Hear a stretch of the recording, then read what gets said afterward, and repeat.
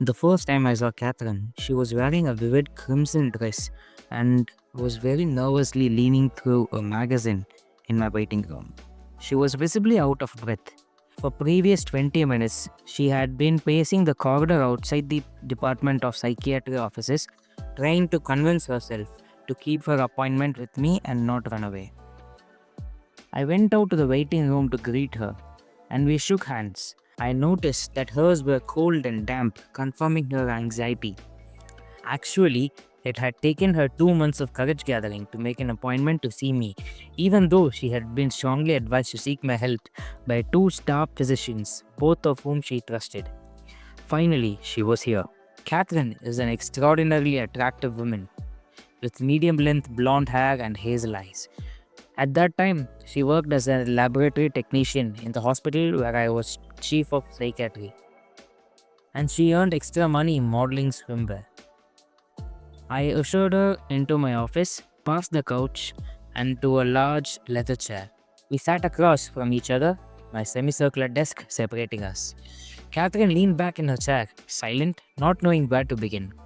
I waited, preferring that she chose the opening, but after a few minutes, I began inquiring about her past. On that first visit, we began to unravel who she was and why she had come to see me. In answer to my questions, Catherine revealed the story of her life. She was the middle child, reared in a conservative Catholic family in a small Massachusetts town. Her brother, born 3 years earlier than she, was very athletic, and he enjoyed the freedom that she was never allowed. Her younger sister was a favorite of both parents. When we started to talk about her symptoms, she became noticeably more tense and nervous. Her speech was rapid and she leaned forward, resting her elbows on the desk. Her life had always been burdened with fear. She feared water, feared choking to the extent that she could never swallow pills.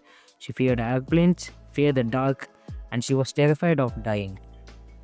In the recent past, her fears had begun to worsen. In order to feel safe, she often slept in the walk-in closet in her apartment. She suffered 2 to 3 hours of insomnia before being able to fall asleep. Once asleep, she would sleep lightly and fitfully, awakening frequently. The nightmares and sleepwalking episode that had plagued her childhood were returning. As her fears and symptoms increasingly paralyzed her, she became more and more depressed. As Catherine continued to talk, I could sense how deeply she was suffering. Over the years, I had helped many patients like Catherine through the agonies of their fears, and I felt confident that I could help her too. I decided we would begin by delving into her childhood, looking for the original sources of her problems.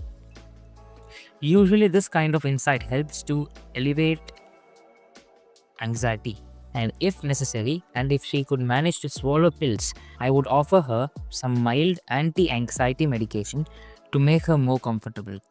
This was standard textbook treatment for Catherine's symptom, and I never hesitated to use tranquilizers or antidepressant medicine to treat chronic, severe fears and anxieties. Now I use these medicines much more sparingly and only temporarily, if at all. No medicine can reach the real roots of the symptoms. My experience with Catherine and others like her prove this to me. Now I know there can be cures, not just suppression or covering over symptoms.